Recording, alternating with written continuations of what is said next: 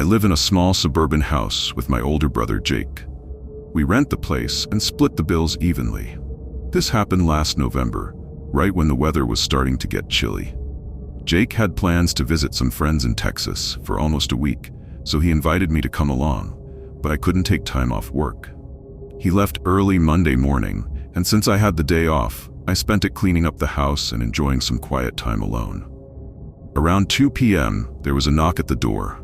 I figured it might be a package Jake had ordered, so I answered it. Standing there was a man in his late 40s wearing a faded flannel shirt and jeans. He wasn't holding anything, which struck me as odd. "Hi, can I help you?" I asked. The man stared at me for what felt like way too long before finally saying, "Oh, I just wanted to see who lived here. Sorry to bother you." He gave me a weird smile, nodded, and walked away. I closed the door, feeling uneasy. What did he mean by that? I tried to shake it off and went about my day. Nothing else happened that evening. The next day, I had work, so I left the house early and got back around 6:30 p.m. I was in the kitchen making dinner when there was another knock at the door. This time, I checked the peephole first. It was the same guy from yesterday, wearing the exact same clothes. I opened the door just a crack, feeling more cautious this time. "Is everything okay?" I asked. He smiled and said, "Of course," like I was being ridiculous for even asking. Then he added, "Just checking in on you." The way he said it made it sound like he was supposed to be there. "Are you a neighbor or something?" I asked, trying to make sense of it. "Oh no," he said, "just passing by." That really creeped me out, so I told him I was fine and closed the door. I waited until I heard him leave the porch before going back to cooking. That night, I texted Jake to ask if he'd ever seen the guy before. He said no, which made me even more paranoid. I double-checked all the locks and made sure the windows were shut tight. I couldn't shake the feeling that I was being watched. The rest of the night passed without incident, and the next day, there was no sign of him. I started to think maybe it was nothing to worry about. The day after that, I had another day off work, and it was the last day Jake would be gone. I spent most of the day inside, reading and binge-watching YouTube videos. Every so often, I'd peek out the windows just to be safe, but I didn't see anything unusual. Around 8 p.m., I was watching TV when I heard a scraping noise outside, like something brushing against the side of the house. I jumped up and pulled back the blinds. The bush under the window was shaking, and I could faintly hear footsteps running away. It was too dark to see anything else, but my stomach dropped. Was that guy out there, hiding in the bushes, trying to watch me through the window? I felt sick and didn't know what to do, so I called Jake. Thankfully, he picked up. I tried to explain what was happening, but I was talking so fast he could barely understand me. Midway through the call, there was another knock at the door. I didn't answer, but the man started knocking louder and calling out to me. "Let me in," he said. "I'm hurt. I need help." Then he started making excuses for why he was outside my house, saying he got lost and needed to use the phone. He even apologized for bothering me earlier, but the way he kept banging on the door was terrifying. He sounded desperate, like he needed me to open the door. Jake told me to call 911 immediately, so I hung up and dialed. The man stayed at the door for what felt like forever, still trying to convince me to let him in, before he finally left. To this day, I have no idea what he wanted or how long he'd been watching me. It's possible he figured out Jake was out of town, but that seems like too big of a coincidence. Whatever the case, I haven't seen him since. Hopefully, it stays that way.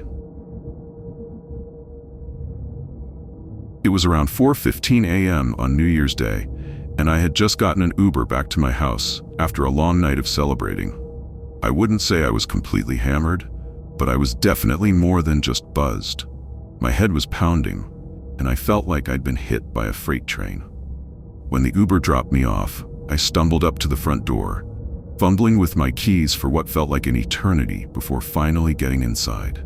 I tossed my coat and bag on the floor, popped an ibuprofen, and collapsed onto the couch. I was exhausted, but the headache was keeping me from falling asleep. I just lay there with my eyes closed, trying to ignore the throbbing in my skull. At some point, the doorbell rang. It rang several times, but I didn't get up to answer it. Honestly, I didn't even care who it was. I was too tired and too out of it to think straight. Looking back, I know I should have been more concerned. It was the middle of the night, after all, but at the time, I just wanted to be left alone. Eventually, the ringing stopped, and I finally managed to pass out on the couch. I have no idea how long I was asleep, but when I woke up, I felt even worse. My head was still throbbing, and the whole house was dark. I sat up, groggy and disoriented, and tried to make my way to the kitchen for a glass of water. That's when I noticed it. A thin streak of light on the wall in the hallway. Even in my half-drunk, half-asleep state, I knew exactly what it was. The front door was partially open, and moonlight was spilling into the house. Had I really been so out of it that I forgot to close the door? There was no way. Before I could even process what was happening, I heard footsteps upstairs. I froze. My house is a 2-story, and the footsteps were definitely coming from the second floor. I ducked behind the couch, my heart racing. I thought about making a run for it, but before I could move, the footsteps started coming down the stairs. There was a pause, and then I heard the front door shut. The streak of light disappeared. "All right, let's get this over with," a man's voice said. I was wide awake now, my headache forgotten. These guys must have just broken in moments before I woke up. They'd probably checked the upstairs bedrooms, didn't see anyone, and assumed the place was empty. My chest felt like it was on fire from how fast my heart was beating. The men moved into the dining room, chatting casually like they were just hanging out. It was so disturbing. How could they be so calm while robbing my house? If they were this comfortable breaking in and having a normal conversation, what would they do if they found me? I could hear them going through everything, opening drawers and cabinets, pulling things off shelves. The footsteps eventually made their way into the living room.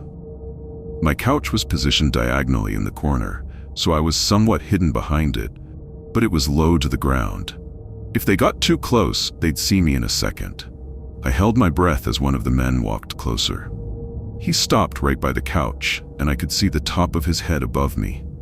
He was looking down at the cushions, and for a moment, I thought he'd spotted me. But then he moved on to the next room. I stayed there, completely still, for what felt like forever. I listened as they ransacked the entire house, taking their time. Finally, after what had to be at least 30 minutes, I heard the front door open and close. They were gone. I didn't hear them say anything about coming back, but I wasn't taking any chances. I grabbed my phone and called 911, still crouched behind the couch. The police came and took my statement. It turned out the men had stolen a bunch of valuables, my laptop, some cash, and a few other things. I'd forgotten to lock the front door when I came home, but the cops said it might not have mattered anyway. One of my neighbors mentioned seeing 2 men lurking around the neighborhood over the past week, acting suspicious. They'd probably been watching me, noticed I lived alone, and saw that I'd left for the party in an Uber instead of my car. They must have thought I wasn't home.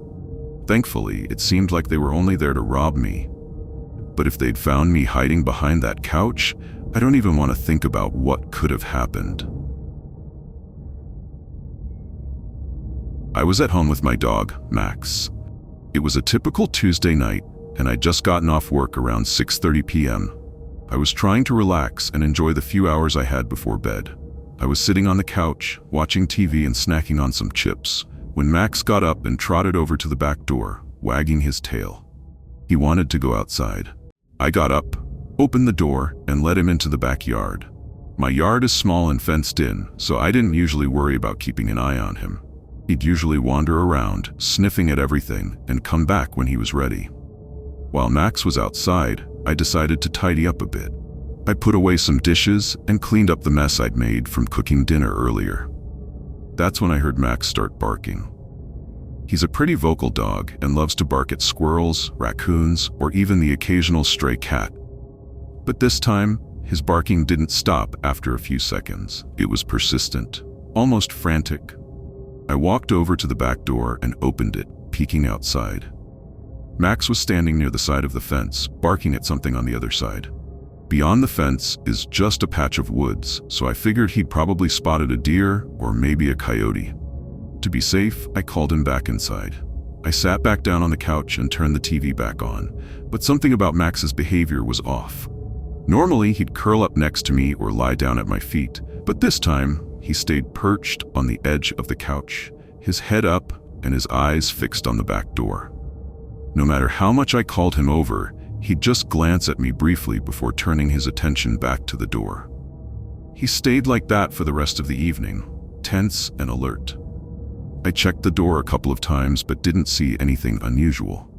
I figured he was just in one of his protective moods, which he gets into sometimes. Around 10:30 p.m., I decided to head to bed. Max usually sleeps either at the foot of my bed or on his dog bed in the corner of the room. I always leave the bedroom door slightly open so he can get to his food and water downstairs if he needs to. But when I woke up in the middle of the night, I noticed the bedroom door was wide open, much wider than I'd left it. Max wasn't in the room, and I didn't hear the usual clicking of his nails on the hardwood floor or the sound of him eating or drinking. Normally, I'd just roll over and go back to sleep, but something felt wrong. My gut was screaming at me that something wasn't right. I got out of bed and peeked into the hallway. The house was eerily quiet. "Max?" I called softly, but there was no response.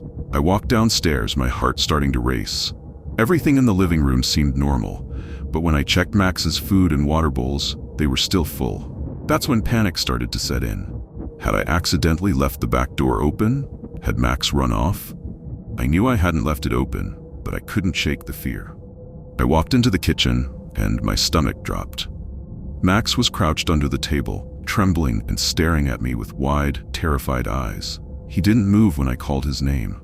That's when I noticed the back door. It was wide open. My mind started racing, trying to piece together what had happened. I felt trapped, scared, and completely vulnerable. I hurried over to Max, scooped him up, and bolted out the back door. I ran through the gate in the fence and didn't stop until I reached my neighbor's house. It took a few minutes of knocking, but they finally answered the door, looking half asleep. I explained what had happened, and they called the police for me. When the officers arrived, they searched my house but didn't find anyone inside. However, they did find shoe prints around the property, some even led upstairs. The whole situation left me with more questions than answers. Who had been in my house? How long had they been there? Had they opened my bedroom door? Were they hiding somewhere when I was looking for Max? Part of me wishes I'd confronted them, just so I'd have some clarity. Instead, I'm left with nothing but fear and uncertainty. All I can do now is hope it was a random incident and that they never come back.